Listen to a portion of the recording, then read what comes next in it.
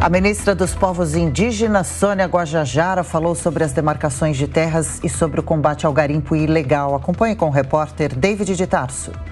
Em entrevista à EBC, Empresa Brasil de Comunicação, Sônia Guajajara, ministra dos Povos Indígenas, reafirmou que serão feitas novas demarcações de terras indígenas pelo governo federal. São áreas localizadas em 8 estados de quase todas as regiões do país: Ceará, Bahia, Paraíba, Santa Catarina, Rio Grande do Sul, Acre, Amazonas e Mato Grosso. Durante a entrevista, a ministra também destacou a necessidade de combate ao garimpo ilegal e quais são as consequências dessa atividade para as terras indígenas. O garimpo contamina a água. O garimpo impede os indígenas de circularem no território para buscar alimentos que vêm da natureza, que já estão escassos por conta do desmatamento, né? E traz insegurança para eles produzirem seu próprio alimento, porque está ali o território tomado por invasores, né? Então a relação do garimpo é em todos os âmbitos, né? De fato, é ambiental, porque diminui o que eles comem, é a contaminação da água, porque além da água estar contaminada, o peixe que eles pescariam para comer também está contaminado, né? E esse aumento mesmo de todo quanto é tipo de violência, né? Roberto Mota, a situação das terras indígenas, das tribos brasileiras, que está em foco nesse começo de ano no Brasil, principalmente devido ao escândalo da saúde dos índios Yanomami, é claro. Isso aí, Adriana, isso é um problema sério, esse é um problema que não pode virar um bate-boca ideológico, né? Costuma acontecer na política brasileira. Esse é um problema que vem de anos, né? Se eu não me engano, essa reserva foi demarcada oficialmente em 1992, no governo Collor. Os Yanomamis dependem de uma área grande para se alimentar por causa do seu estilo de vida, né? Eles se alimentam através de pesca, de caça, de colheita de vegetais. É exatamente o modo como eles viviam há 1000 anos atrás. Eles precisam de uma grande área para isso.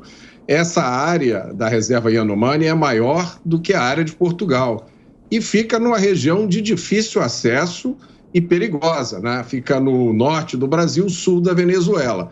É uma região frequentada por gente fina, como garimpeiros ilegais, madeireiros e traficantes de drogas. Então, o dilema é esse: eles precisam dessa área grande para manter o seu estilo de vida. Mas como proteger uma área desse tamanho e impedir as invasões?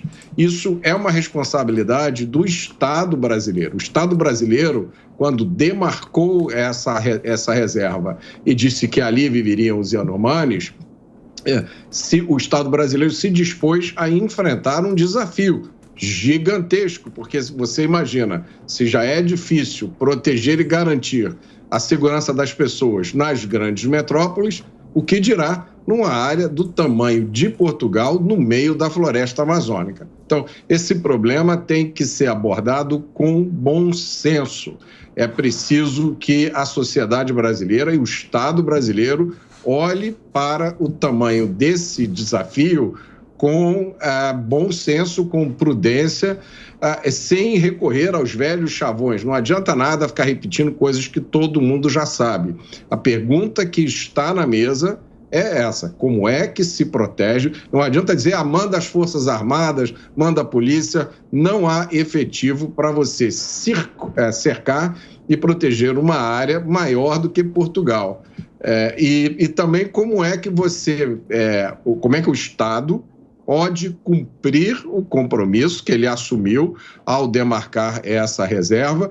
E tem mais uma questão: além da área ser imensa, a população de Yanomamis é muito pequena. No último levantamento feito, era de 35 mil habitantes. Então você tem pouca gente numa área enorme, com grandes ameaças. Esse é o desafio.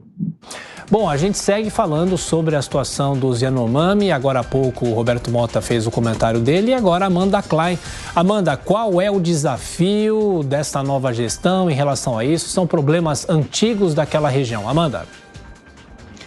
Tiago, são problemas antigos, mas que de uma forma ou de outra sempre foram combatidos, menos no governo Bolsonaro. Você tem entrevistas, uma profusão delas nas últimas semanas, de ex-dirigentes da FUNAI, que contam que desde a demarcação da terra indígena Yanomami em 1992, houve um constante trabalho de repressão à invasão dos garimpeiros em todos os governos, seja lá a coloração ideológica que tivesse. Mas isso mudou absurdamente no governo Bolsonaro. De repressão passou a ser incentivo.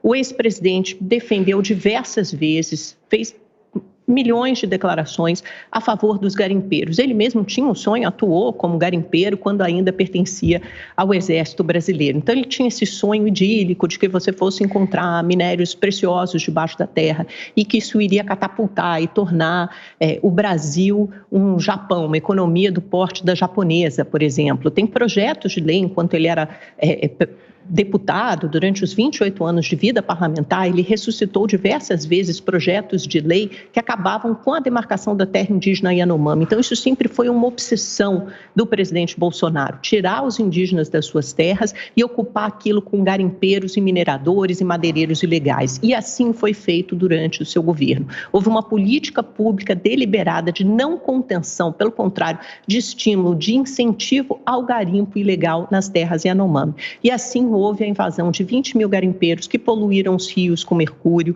que mudaram o curso desses rios, acabaram com a pesca, levaram bebida, drogas, álcool, estupro às mulheres, às meninas, às indígenas Yanomami, e assim é que eles terminaram desse jeito, esquálidos, desnutridos, com problemas seríssimos de saúde, mortes por malária. Imagine, mais de 500 crianças Yanomami mortas desde 2019, desde o começo do governo Bolsonaro, nos últimos 4 anos, devido a problemas graves como a desnutrição. Talvez esse tenha sido um dos maiores crimes contra a humanidade e o crime de genocídio será, sim, investigado no inquérito já aberto pela Polícia Federal a pedido do ministro da Justiça, Flávio Dino.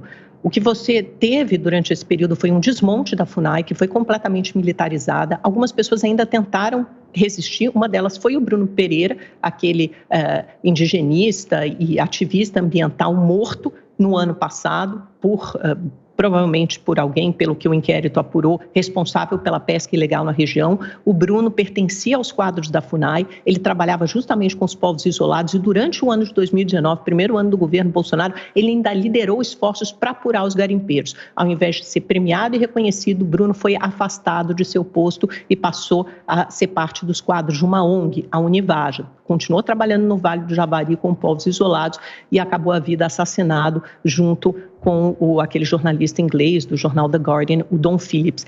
É essa situação, uma situação que envolve crime organizado, que envolve pistas clandestinas, aviões, helicópteros, não são garimpeiros mortos de fome, são organizações criminosas que tomaram as terras indígenas, expulsaram e mataram os índios das suas terras para liderar essa mineração e esse garimpo ilegal junto com narcotraficantes da região. Por isso que ganhou o nome de narcogarimpo. Isso tudo precisa acabar. E acabou com e está começando esse processo com a declaração do estado de emergência de saúde e com uma efetivação, ocupação por parte do poder público dessas terras indígenas. Então, se você acionar a Polícia Federal, Exército, FUNAI, se cada um fizer seu esforço e principalmente quando surgirem as primeiras denúncias de que esses territórios foram invadidos, aí sim você pode conter a presença de garimpeiros ilegais nas terras Yanomami, como sempre aconteceu desde a demarcação em 1992. Você teve uma primeira invasão na década de 80 e depois da demarcação isso,